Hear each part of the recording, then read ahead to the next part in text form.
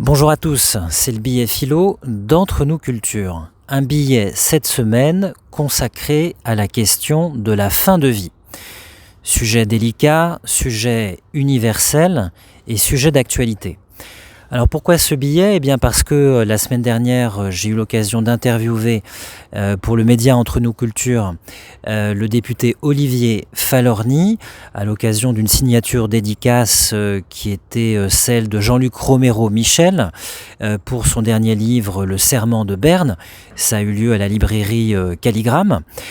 Et le député Olivier Falorni est revenu sur un dossier qui lui tient à cœur et qui tient aussi à cœur à Jean-Luc Romero-Michel, puisque Jean-Luc Romero-Michel est le président d'honneur de la Fondation pour le droit de mourir dans la dignité. Et on sait que Olivier Falorni soutient l'aide active à mourir. Alors, c'est un sujet d'actualité parce qu'il y a eu une convention citoyenne cette année, donc en 2023, qui a consisté à tirer au sort 184 citoyens qui ont rendu un rapport le 2 avril 2023. Et une large majorité, je crois que c'était 76% des participants à cette convention, se sont prononcés pour des modifications profondes de la loi. La loi actuelle, c'est la loi dite Leonetti, plus précisément la loi Claes Leonetti de 2016. Et le président de la République Emmanuel Macron avait promis un projet de loi pour la fin de l'été qui n'est pas venu, puis pour, je crois c'était fin septembre, début octobre, qui n'est pas venu. Pour la fin de l'année, bon, ça ne semble pas être le cas. Ça n'est pas renvoyé au calendrier grec, mais apparemment c'est renvoyé à l'année prochaine, peut-être pour le début d'année 2024. Olivier Falorni était revenu sur la nécessité de proposer un texte, même si Emmanuel Macron a laissé entendre que ça devait être un texte co-construit avec le Parlement, ce qui laisse présager que le texte, dans sa première mouture, n'irait pas, ne satisferait sans doute pas toutes les attentes qui avaient été formulées dans la convention citoyenne. Donc ce serait sans doute un texte qui serait sujet à de multiples amendements, de multiples modifications pour atteindre un stade de compromis, même si on sait en ce moment que c'est difficile d'atteindre un compromis à l'Assemblée nationale, confère le dernier projet de loi sur l'immigration qui a été refusé. Alors je vais commencer par faire un point sur les termes du débat. Voilà, pour savoir exactement de quoi on parle, pour donner quelques définitions qui permettent un petit peu de clarifier le débat.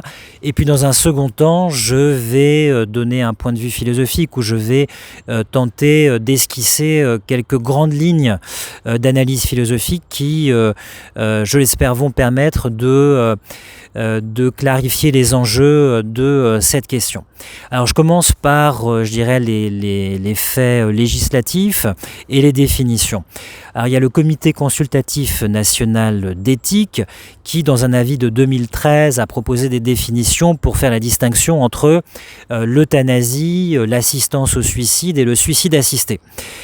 Alors l'euthanasie, elle est définie comme un acte qui est destiné à mettre fin délibérément à la vie d'une personne atteinte d'une maladie grave et incurable, à la demande de cette personne, donc à la demande de la personne qui est atteinte de cette pathologie grave et incurable, et en raison d'un état, d'une situation jugée insupportable par cette personne qui la vit. Ça, c'est la définition de l'euthanasie. L'assistance au suicide. Qu'est-ce que l'assistance au suicide ? Eh bien, l'assistance au suicide, c'est quand la personne peut faire l'acte du suicide, de mettre un terme à ses jours, mais recourt, à l'aide d'un tiers qui lui fournit une substance létale préalablement. Donc ça, c'est l'assistance au suicide. C'est quand la personne a encore l'autonomie physique de faire l'acte. Ensuite, il y a le suicide assisté. Alors le suicide assisté, c'est quand la personne n'est plus physiquement capable de faire l'acte de mettre fin à ses jours. Et donc à sa demande, alors idéalement à sa demande, sinon ça peut être des directives anticipées sur lesquelles on peut se fonder, où la personne a préalablement, je dirais à l'aggravation de sa maladie, fait connaître sa volonté, mais idéalement donc à sa demande, une personne de l'autorité médicale, administre une substance létale. Alors le Conseil consultatif national d'éthique indique qu'il y a une différence ténue entre l'euthanasie et le suicide assisté. Alors c'est vrai qu'on pourrait qualifier l'euthanasie de suicide assisté dans la mesure où c'est à la demande d'une personne qu'un tiers fait, je dirais, l'acte décisif. Peut-être que le terme suicide a une portée générique, une portée générale qui excède un peu le cas de la stricte euthanasie qui concerne, en tout cas dans les textes actuels, quand on veut parler d'euthanasie, le cas d'une personne qui est à un stade d'agonie, atteinte d'une maladie grave et incurable. Donc c'est peut-être un peu plus précis que le terme général de suicide assisté, mais en tout cas le suicide assisté et l'euthanasie font partie de l'aide active à mourir, qui font partie des recommandations de cette convention citoyenne qui a rendu son rapport le 2 avril de cette année, donc 2023. Alors je disais, c'est une question d'actualité. Il y a aussi une chronique peut-être qui peut paraître plus anecdotique, mais on est revenu récemment parce qu'il y a un journaliste célèbre qui est Franz-Olivier Gisbert, qui est revenu dans des interviews, et je crois dans son dernier livre, sur le fait que François Mitterrand aurait eu recours à une injection létale, donc à une forme qu'on appelle de suicide assisté ou d'euthanasie en janvier 1996 pour mettre fin à ses jours. Ça avait déjà été, je crois, mentionné par des journalistes qui avaient écrit un livre qui s'appelait « Le dernier tabou, la santé des présidents », paru en 2012, hein, si mes souvenirs sont bons. Voilà pour clarifier un peu les termes du débat. Alors, quelle est la situation législative actuelle ? C'est la loi Claeys, je ne sais pas comment on prononce d'ailleurs, hein, Claeys, Leonetti de 2016, alors qui interdit l'euthanasie, qui interdit le suicide assisté, mais qui permet une sédation profonde et continue jusqu'au décès. Dans quel cas ? Alors dans des cas de maladies graves et incurables, de situations d'agonie, idéalement à la demande du patient ou de la patiente, sinon à travers des directives anticipées qui sont relayé par la famille, mais ce qu'il faut savoir, c'est que c'est toujours le corps médical, c'est toujours le médecin et l'équipe soignante qui en fait a le dernier mot, parce que même si la famille ou même si la personne elle-même demande à ce qu'on la mette en sédation profonde le temps de mourir, ce qui s'apparente, ce qui rentre dans la catégorie générale de ce qu'on appelle les soins palliatifs d'une certaine façon, même si la personne le demande, en fait c'est le médecin et l'équipe soignante qui tranchent et qui doit trancher en référence à une notion qui est celle de l'obstination déraisonnable des soins, ce qu'on appelle communément l'acharnement thérapeutique. Alors il y a beaucoup de débats à ce sujet parce que, bon, outre le fait que c'est une loi qui laisse de côté l'euthanasie, l'assistance au suicide évidemment et le suicide assisté, ça donne la primauté à l'équipe soignante en dépit des demandes des patients qui peuvent être jugées comme n'étant pas pertinentes au regard de l'autorité médicale. Cette sédation profonde, elle consiste tout simplement à laisser les personnes mourir d'inanition, hein. Donc elles sont déshydratées, elles meurent d'inanition, de déshydratation. C'est un processus qui peut prendre une semaine ou un peu plus, donc plongées en sédation profonde. Je me suis laissé dire par certaines personnes qui travaillent dans le domaine hospitalier que y a des problèmes de quantité, de disponibilité de produits, donc parfois on injecte une quantité qui n'est pas suffisante, donc il y a des personnes qui se réveillent, donc il faut leur réinjecter quelque chose parce qu'elles sont en train d'agoniser, de mourir en état d'inanition et de déshydratation. Il y a une obligation qui est faite à l'équipe soignante de continuer les soins pendant toute cette durée d'agonie supposée sédatée. On n'est pas dans la conscience des personnes, donc elles sont supposées être absentes à leur propre état corporel, mais évidemment elles se déshydratent, donc l'équipe soignante est supposée administrer des gouttes dans les yeux, des compresses humides dans la bouche ou sur les lèvres, faire des touchés massages du corps et évidemment faire la toilette de la personne jusqu'à son extinction, jusqu'à son dernier souffle. Donc voilà, je dirais, l'état actuel de la législation et les attentes qui ont été verbalisées, ou en tout cas mises sur le papier, à l'occasion de la Convention citoyenne de cette année, 2023.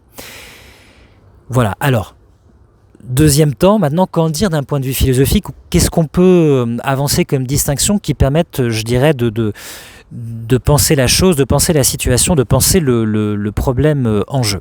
Alors il y a une phrase de Lynn Renaud qui fait la préface au livre de Jean-Luc Romero-Michel, donc qui s'appelle Le Serment de Berne, et je crois que textuellement, Lynn Renaud dit « Si la vie nous appartient, il doit absolument en être le cas de notre mort ».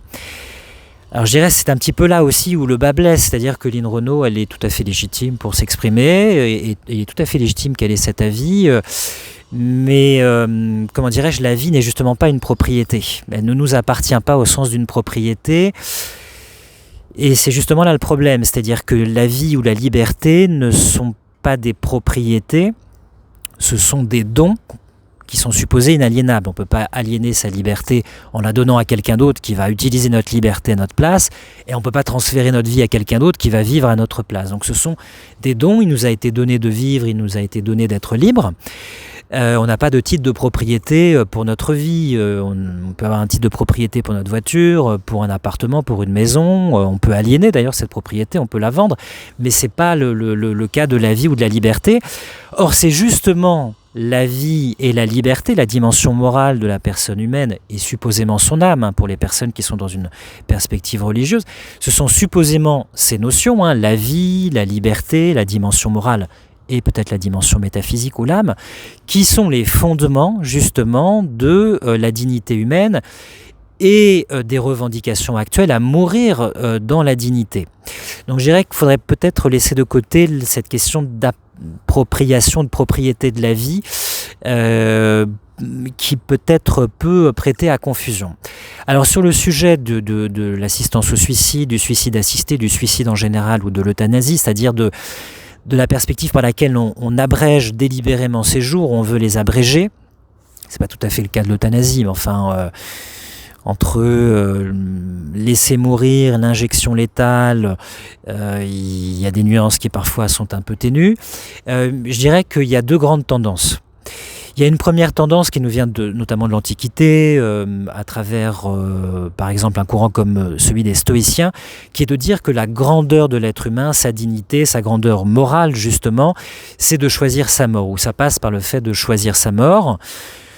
Donc ça peut inclure le suicide, je dirais de façon principale. Pourquoi ? Parce que alors on trouve des exemples, des métaphores de la part de Sénèque notamment, qui était stoïcien. La vie est un vaste drame, le monde est un vaste théâtre, et on doit pouvoir décider du moment où on sort de scène, un peu comme quand on a un acteur qui a tenu son rôle et qui à un moment décide de sortir et de choisir sa sortie, la façon dont il ou elle sort de scène. Au-delà de la métaphore, Sénèque défend l'idée qu'il vaut mieux mourir que de vivre en état de servitude.